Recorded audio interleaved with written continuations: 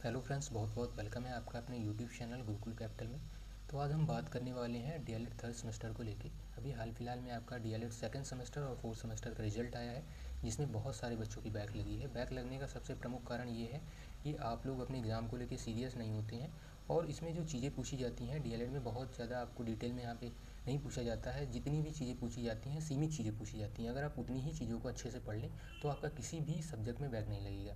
तो आज हम बात करने वाले हैं डीएलएड थर्ड सेमेस्टर के विज्ञान के पेपर को लेके। तो मैं आपको यहाँ पे 25 क्वेश्चन कराऊंगा आज, बहुविकल्पी प्रश्न जो कि ऑब्जेक्टिव टाइप आपके क्वेश्चन हैं। ये मैं आपको टोटल 100 क्वेश्चन कराऊंगा, और इसको मैं 3 से 4 पार्ट में यहाँ पे वीडियो में लेके आऊँगा। इसमें मैं आपको ऐसे ट्रिक बताऊँगा जिससे आपको इसके जो क्वेश्चन हैं वो ईजिली याद रह जाएँ। तो आपको देखिए, जो डीएलएड में होता है करना क्या होता है, उसमें सबसे पहले तो आपको बहुविकल्पी बहुत अच्छे से पढ़ना होता है। उसके बाद अति लघु, क्योंकि यहाँ पे जो आपका डीएलएड में बहुविकल्पी और अति लघु के आपको आंसर देने होते हैं, वो बिल्कुल आपको सेम टू सेम वैसे ही लिखना होता है जो उन्होंने पूछा होता है। ऑब्जेक्टिव में 4 ऑप्शन देंगे, उसका आंसर आपको एक टिक करना होता है जो कि बिल्कुल राइट होना चाहिए। इसमें आप ये नहीं कि यहाँ पे बना सकते हैं, और ना तो अति लघु में, उसमें भी एक ही लाइन में आपको आंसर देना होगा। उसमें जैसे आपको पूछ लिया मिट्टी क्या है, तो अगर आप मिट्टी के बारे में कुछ भी जानते हैं, ठीक है, तो उसको आपको लिखना है, एग्जैक्टली लिखना है कि मिट्टी है क्या। अगर यहीं बात करें लघु उत्तरी की, तो अगर कोई क्वेश्चन पूछा तो वहाँ पे तो आप चीज़ें बनाकर लिख सकते हैं, मगर अति लघु में सेम टू सेम आपको आंसर देना होता है, 1 या 2 लाइन में जो भी उसका आंसर है। तो आज मैं आपको इस वीडियो के माध्यम से बता रहा हूँ कि हम यहाँ पे जो क्वेश्चन करेंगे उसमें मैं आपको कुछ ट्रिक बताऊँगा जिससे वो क्वेश्चन आपको इजीली याद रह जाए, कि अगर ऐसा लगता है किसी क्वेश्चन में कुछ समझाने की ज़रूरत है तो वो भी आपको समझा दिया जाए। ऐसा ही सारे सब्जेक्ट यहाँ पे जितने भी डीएलएड थर्ड सेमेस्टर में हैं, मैं सबकी वीडियो लेके आऊँगा और बाय ट्रिक ही बताऊँगा, ठीक है। तो आप लोग वीडियो को ज़रूर देखें। अगर ये आपको अच्छा लगे तो आप लोग चैनल को ज़रूर सब्सक्राइब करें, और ऐसे ही मैं कई सारी आपको वीडियो लेके आता रहूँगा आपके लिए। तो यहाँ पे सबसे पहली बात तो ये है कि जो ये वीडियो है, अगर आपने उसको अच्छे से देख लिया, ठीक है, तो उसके जो क्वेश्चन होंगे वो मैं गारंटी लेता हूँ कि आपको ईजिली याद रह जाएंगे। बस आपको जो ये मैं ट्रिक बता रहा हूँ, ठीक है, सेल्फ ट्रिक, उसको आप याद रखिएगा, रिलेट करके आप आंसर यहाँ पे इजीली दे सकते हैं। तो 25 क्वेश्चन मैं आपको कराऊंगा आज, ठीक है। तो आइए फर्स्ट क्वेश्चन देखते हैं यहाँ पे। कुकिंग खाना यानी खाना पकाने गैस में किसकी मात्रा अधिक होती है। तो यहाँ पे 4 ऑप्शन है, मेथेन, एथेन, एथिलीन या ब्यूटेन। तो देखिए आप इसको रिलेट कैसे करेंगे। तो जैसे हम गांव में हैं, रात में खाना बना रहे हैं, ठीक है, तो रात में अभी तक खाना बनाते समय गांव में लालटेन की आवश्यकता पड़ती है क्योंकि लाइट नहीं होती थी, ठीक है। तो ब्यूटेन राइट आंसर हो जाएगा। क्या? लालटेन ब्यूटेन, गांव की लालटेन ब्यूटेन, रिलेट किया, आंसर आपने ब्यूटेन किया। नेक्स्ट है ध्वनि की चाल सबसे अधिक होती है ठोस में, ठीक है। इसमें आपको कोई ट्रिक की ज़रूरत नहीं, जहाँ पर लगेगा ट्रिक अगर बनानी चाहिए वहाँ पे मैंने बनाई है, ठीक है। भारत के वैज्ञानिक हैं एडिशन, मैडम क्यूरी, गैलीलियो। तो देखिए सीवी रमन, सीवी रमन ही यहाँ पे आपको लग रहा है पढ़ने से कि वही है नाम के अकॉर्डिंग, तो सीवी रमन इसका राइट आंसर है। मास्टर ग्रंथि कहलाती है, 4 ऑप्शन है, थायराइड ग्रंथि, अग्नाशय ग्रंथि, पीयूष ग्रंथि, अधिपिक ग्रंथि। तो आप इसको ऐसे याद रख सकते हैं, मास्टर ग्रंथि। तो हमारे स्कूल में एक टीचर थे स्कूल टाइम में, उनका नाम था पीयूष। तो पीयूष जहाँ भी मास्टर आए पीयूष को रिलेट करिएगा, पीयूष ग्रंथि मास्टर, ठीक है। तो आंसर इस पर आप पीयूष ग्रंथि करेंगे। नेक्स्ट है नागफनी का पौधा है जली आरोही मरुस्थली या ऊपरी रोही।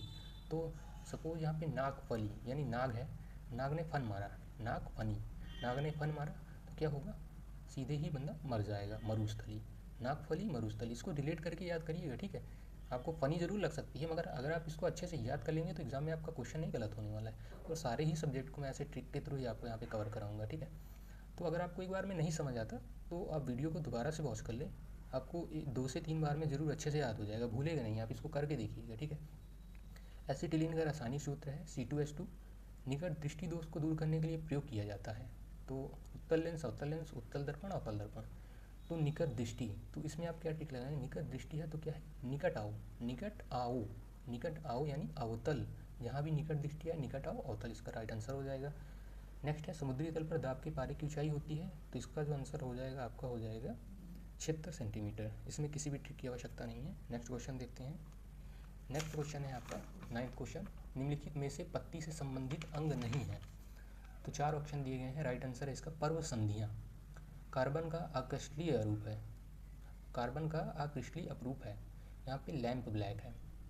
तो देखिए जैसे आप तार देखते हैं, तार में कहते हैं ना कार्बन लग गया है, तो आप गांव में हैं, ठीक है, और आपके यहाँ लैंप देखा आपने गांव में, कार्बन लगा हुआ है लाइट में, यानी तार में कार्बन लगा हुआ, गांव में आप हैं, तो आप उसे देखने जा रहे हैं कि यार कार्बन को हटा दें। तो यहाँ पे आपका जब कार्बन को आप हटा दोगे तो लाइट सही हो जाएगी, तो वहाँ पे आप क्या लेके जाओगे, लैंप ब्लैक लेके, यानी लैंप लेके जाओगे। तो कार्बन हटाने के लिए लैंप लेके गए, कार्बन लैंप ब्लैक आंसर हो गया। नेक्स्ट अगर बात करें क्वेश्चन की तो आपका है पृथ्वी प्रत्येक वस्तु को अपनी ओर खींचती है, यह बताया है। यानी खींचती है, अपनी ओर खींचती यानी कह रही आओ बुला रही है, पृथ्वी अपनी ओर खींच रही है, आओ बुला रही है, आइजैक न्यूटन इसका राइट आंसर हो जाएगा। रिलेट करके याद करिएगा, ठीक है।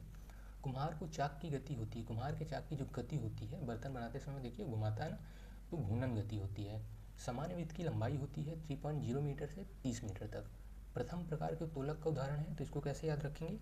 ये जो सरौता है आप याद करिए, दादी माँ गाँव में जो होती है हमारी दादी माँ सुबह उठकर सबसे पहले यानी कि प्रथम क्या ढूंढती हैं, सरौता ढूंढती हैं। तो अगर प्रथम प्रकार का पूछेगा सबसे पहले यानी प्रथम सरौता राइट आंसर होगा। अवशेषी अंग होते हैं अनावश्यक यानी जिसकी कोई भी आवश्यकता नहीं होती है। कौन सी गैस सुरक्षित और ज़्यादातर सभी आग बुझाने की मशीनों में उपयोग की जाती है, तो कार्बन डाइऑक्साइड। इसको भी आप इजीली यहाँ पे आंसर कर सकते हैं, इसमें किसी भी ट्रिक की आवश्यकता नहीं है। दाब का एमकेएस मात्रक है न्यूटन मीटर स्क्वायर, ठीक है, क्या हो जाएगा न्यूटन मीटर स्क्वायर। 18वां क्वेश्चन है आपका सूक्ष्म जीव मनुष्य की आंख में परजीवी के रूप में पाया जाता है जो पेचिश के रोग उत्पन्न करता है, तो इसका आंसर जो हो जाएगा आपका एंटमीबा हिस्टोलिका हो जाएगा। तो इसको आप कैसे याद रखेंगे, यानी आपकी आंख है, ठीक है, आंख में कोई कीड़ा पड़ गया।